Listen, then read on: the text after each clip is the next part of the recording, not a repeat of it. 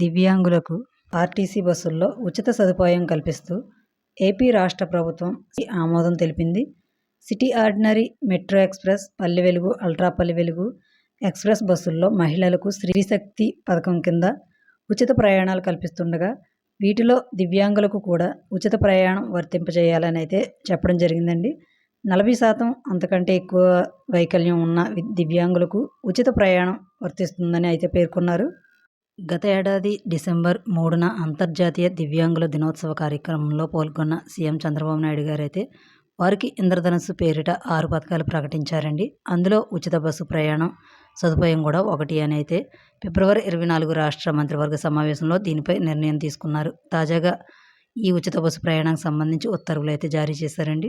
ఏ బస్సుల్లో ఉచిత ప్రయాణం అని చూసుకున్నట్లయితే కనుక Palle Velugu, ultra Palle Velugu express, metro express, city ordinary బస్సుల్లో అయితే పూర్తిగా ఉచితమని అయితే చెప్తున్నారండి. అలాగే నాన్ స్టాప్ అంతర్రాష్ట్ర అంటే రాష్ట్రం నుంచి రాష్ట్రానికి వెళ్ళే బస్సులు సప్తగిరి ఎక్స్ప్రెస్, అల్ట్రా డీలక్స్ వీటిలో మాత్రం 50% రాయితీ అయితే కొనసాగిస్తున్నామని అయితే చెప్తున్నారండి. 50% సబ్సిడీ ఉంటుందన్నారు. ప్రస్తుతం ఆర్టీసీలో 2 లక్షల మంది దివ్యాంగులు మాత్రమే పాస్ వినియోగించుకుంటున్నారు అనేసి అయితే తెలపడం జరిగిందండి.